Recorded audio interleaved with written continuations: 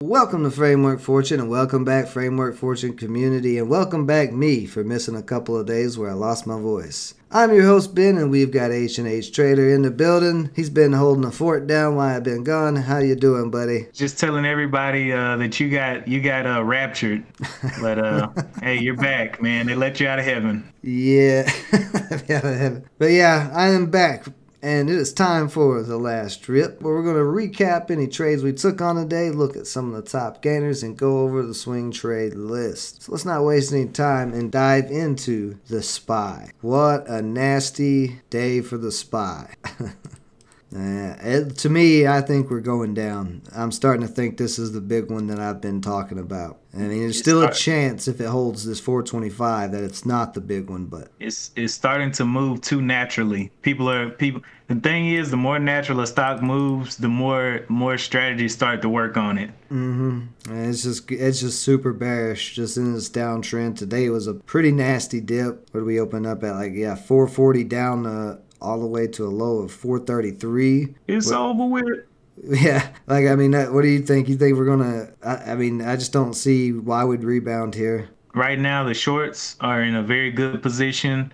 Anybody that got caught holding long, thinking it will return to highs again up there at the 450s, is going to get punished. Yeah, but that is giving us opportunities to take a look at VIXY. It has started climbing now. The opportunity really was to get in $20 yesterday, but neither one of us thought about it yesterday. And it's made a nice move, $2, actually about a $3 move since yesterday, and got a nice uptrend started. So at this point, I just look for VIXY to pull back to that uptrend that started and look for entries there. The 200's even right there. Yeah, the VIXY closed above the 200 and the VWAP. Oh, yeah. And it's hitting right at the 50-day. Yeah, I definitely missed the entry. I'll just have to make it. I'll just have to wait till it pulls back. But the thing is, with the way the SPY is looking, might not get a pullback.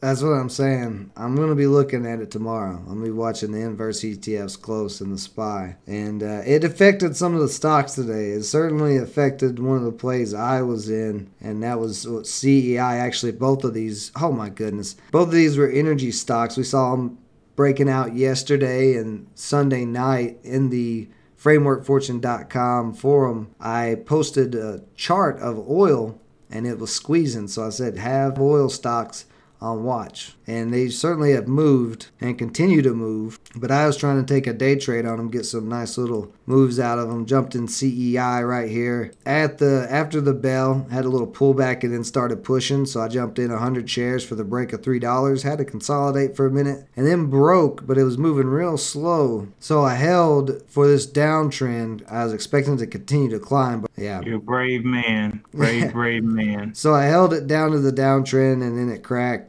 as the SPY really started dropping. That was about 10:30, because at that point I was just like, yeah, I'm not going to trade against the trend. I'm not going to try to hold something long while the market is crashing like this. So I cut it out, and that was a $13 loss.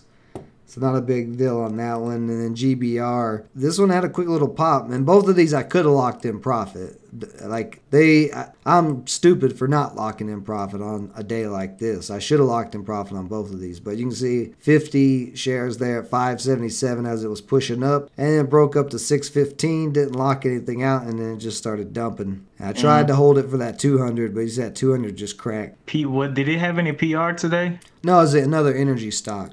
I was going purely off of oil having that squeeze. Gotcha. And them running yesterday, because GBR did have a little movement yesterday where it came up. Yeah, after hours. Yeah, well, all day, and then same thing on CEI. But GBR just gave out. And this was like a $30 loss. I took one trade on MRIN, and I could have got some more profit on. I could have got some profit out of this one too. Caught this on the way back up. 30 shares at 10.25 at the break there, and it ran up to 10.38. Wouldn't have been much, but you know. No, man, it's something about that VWAP breakdown. And seems like every one of these trades, man, once it broke VWAP, it looks like it was in a downtrend. Don't know why that is. Yeah, yeah. I mean, I tried to hold him for a little while, and I just was like, I was just kind of done after the SPY was dumping and I didn't lock out profits. I mean, that was 3 trades. All of them I could have been green on, and none of them I was green on. Lost about $50 today. Not locking out profits. Got to lock out those profits when you got them. Yeah. I took some trades too today. Took some trades. I took quite a little loss on SNOA. SNOA, man, never did get up, never did get going. I thought it would be able to move because of the Amazon news, but boy, that thing came out of pre-market and just wanted to meet the bottom of the ocean. Yeah. Well, that's I was saying this in the live stream. Somebody else brought up SNOA, and I was like, look at that daily chart. Every time this thing gaps up in pre-market, it gives its gains back. I was like, I'm not touching it. That's this is one I should have avoided. And the thing is, I researched it. I saw the shelf registration. I saw it. I saw everything but Amazon was what kind of trickled me in there. Oh, you got trapped on the news, the old news trap. Yeah. I cut my loss. I got in here at pre-market and it started cracking down, but it was holding a little bit right below VWAP. So I was like, all right, if we get a pop through this VWAP on the open and it holds, I'm gonna go ahead and sell through my I think I was in at like 875 or something like that around there. Yeah. And I was just looking for that pop and it just never did give it. And so I cut my loss at 750, wherever 750 is. Oh, right there. Yeah. Because it didn't even like slow down. It gave one little push back and it just continued to drop. Now, the other trades that I did were all on ALF. I heard a few people were talking about ALF in the chat this morning. One Life, I think, was calling it out. Yeah. So what I was looking for on ALF, it came up and it tested the pre-market high. So that was a good sign. Mm-hmm. And it bounced back down. So I bought right here in this dip. Right there? Keep going right there. That's where I bought. So it ripped up. I held it and I held it and I sold little bits and pieces. I had 60 shares from the bottom. Sold bits and pieces on the way up. Every sign of weakness, I was selling a little bit, maybe 1, 2, 5 shares, 10 shares. And by the time we got to the top, I was ready to take all off, and that's what I did. Nice. So you just scalped that from there to there? Yep. Yeah, nice run. Yeah, that was a good play. Yeah, I didn't even see how, if it didn't pop up on my scanners anywhere or anything. It was like 10% mover. Yeah, it's definitely volatile. That's what I'm looking at. It looks like you could have scalped this all day. Yeah. And that was the trades you took today? That was it? Made a little bit back on the day with that one. Yep, that was it. See, so Alpha got a partnership with ViStar Media. So that must have been a pretty good thing for them. Anytime there's partnerships, usually that's a good sign that a stock can rip. Let's see, that was other top gainers. DBGI, oh yeah, see a lot of the top gainers on the NASDAQ today are ones that sold off. That one did the same thing, just cracked and sold off. And then GOGO, I said a couple of times this morning, when it was in this area for people to keep an eye on it, it could be an all-day runner. And it did run all day up to that 1775. See, what was their news? It's an investment. Because it took all day? Yeah. Yeah. And look at the size of those little bars, man. Yeah, I mean, it was a $3 move, but it just took all day. That's why I said it would be an all-day mover, because it had a higher flow. It was 109 shares. How many cents was it moving per bar there? When I was talking about it, let's see. I started talking about it right around in here, I think. And that bar was $14.35 up to $14.77. It was a 40-cent move on that candle. These little guys up through here, that was a $15.60 to $15.77. So you get each one of these little candles is like 10 cents. Scary. One rip down. Yeah, it never got it though. Held its gains in after hours too, man. That was a pretty strong run. But I don't even know what it is. I just saw that they were doing that and just saw the pattern. We've been seeing the higher price stocks with, that medium float area kind of running all day slowly like this. So it had a good daily chart too. Nice. But I would say I don't even know what to say what's going to happen tomorrow, honestly. I'm not going to make any predictions on any of these stocks. What did you say? There was some news coming out Friday of the government. I think it is. They have to figure out something to keep the government open because they're about to run out of money. because it takes money to pay all their salaries, so it all comes out of our pockets, and they've spent all of our money to $30 trillion and are continuing to spend it. And if they can't figure out a way to put money back in the government this week, they will have to shut down the government until December, like we had government shutdowns during the Trump administration and the Obama administration, and they won't be back open till December. So this would be the first time ever that the U.S. would default on one of their debt payments. And that's the crazy part. They just need money to pay the interest payment, and they don't even have money to pay the interest payments. So we are in unprecedented times. This is real wild. So I've heard $1 trillion coin, $1 trillion platinum coin being thrown around. The Federal Reserve today was talking about they want to start tapering. Jerome Powell said it's time to taper, but bond yields are rising, so they can't really taper with higher bond yields. Gold, silver, cryptos, everything has pulled back and went red.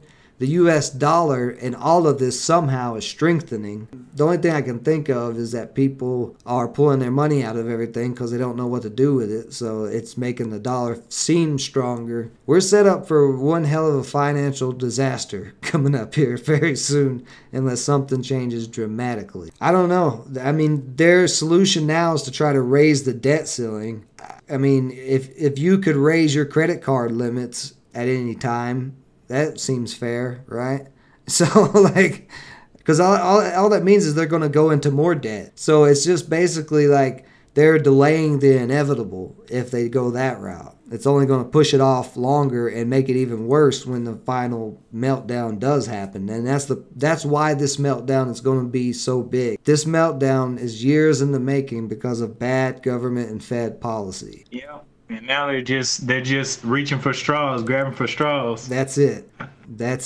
And I don't know. I don't know how bad this is going to be. It's actually looking worse than I thought it was, which is really scary. That's the bad part. It reminded me of a bad. I used to be a lifeguard, and I remember whenever there was little kids drowning or whatever, they'll reach out and they'll grab anything or anybody and to try to save themselves. And what I think is the United States is becoming kind of like a sacrificial lamb for the government. It's trying to grab anything. So I wouldn't be surprised if they start cutting back on other things, like some of the programs that are out. Some of the, they're trying to spend more. No, they're trying to add more. That's the crazy part. The $3.5 trillion infrastructure bill, there's only like $280 billion, I think. You guys can fact check me on the actual number, but it's only in the $200 billion area that goes to actual roads and things like that, actual infrastructure. The rest of it's all social programs. They're adding all kinds of programs. They're starting to build offices for U.S. Marshals in multiple states. That's federal officers. Don't know why they're doing that, but that costs money too. So it's if they, like you said, if they were going to be cutting stuff, I'd be like, yeah, okay, we might have a chance here. But they're not. They're wanting to continue to spend. That's why they want to raise the debt ceiling. Like, it literally is. I mean, it is crazier than a person walking a cat on a leash. Yeah, that's crazy. Yeah, for real. So, well, let's look at this swing trade list. I mean, at this point, I don't know if these are going to hold up, because if the market just continues to crash, yes, he's sack cracking out of this triangle now because the market pulled back. DATS has ran really nice. If any of y'all swung this, great job, because this has been a nice rip. $7 over about 2 weeks when we first started talking about it. I had 10 shares left that I ended up selling today on Webull for a little bit of profit, but yeah, definitely didn't hold this long enough. Interesting to see this one run against the market, making a pretty good move today, couple dollar move. BTCS, I added to my position. I bought some more yesterday, some in the dip around that $6 area, and then I bought some more averaging down in this dip. They came out yesterday and said they are retiring the convertible notes early. They are going to eliminate all potential equity dilution. So they are not going to do any shelf registrations. They're not going to do any common offerings. They don't have anything on the books. Yep. They want to just let this thing ride with the market. That is some extremely strong support. I wonder, with the way that it's moving, just very, very low volume, I would like for it to slowly start making its way back up to maybe the top of that last red candle. Right there. Yeah, that 6. That's a lot of movement. It's only 10 million in float. You know, if it gets any amount of buying volume, this day right here where it got 2 million, it ran from 7 all the way to 1105. So because I didn't realize it was that low float. That's why when I looked at those prices, it was 560, and then you went to the top there, it was 6. That's a whole dollar move. Yeah, man, this company's set up for success. And then AATC, just sideways movements. Same thing, Sigma, ISG. Well, ISG's at the bottom of that trend line there. It cracked. That's what I'm saying. I'm not trying to swing much right now, really. Like with everything going on this week, it's just too sketchy to me. Yeah, I think for the most part, some of these that we're picking, it's just the catalyst isn't there to hold it up. Like it has a great pattern, but it's just too unpredictable because it doesn't have like a catalyst support level. You know, like is this thing worth whatever it is? Like that DATS, you can see that support building through the daily chart. And they did have multiple press releases, I believe, to that 2 weeks. But yeah, I think you're right. These other ones, they just don't have the catalyst. Now, we both are holding RCAT still. Oh, look at there. We just got to pop up on it. I'm telling you, today was a buy day, man. It flatlined. It just too much consolidation with too many. It just looks like it's about to get super strong. Yeah. And it held up, too, on the daily chart. That's a beautiful candle, confirming that support right there. Right here in after hours, it just closed with that high with buying volume coming in at that, at the high of the day. What's the high daily candle? 3. Okay, it's right there. It's right at the top. 330, yep. So that's what I'm saying. And so it's got room from 330 to 340. Basically, I'd say if it can break 360, it could really get going. And it has catalyst. Yeah, it has a very strong catalyst, that NASA news. Even though the NASA news, they're not actually working on the stuff on the rocket ships. They're just doing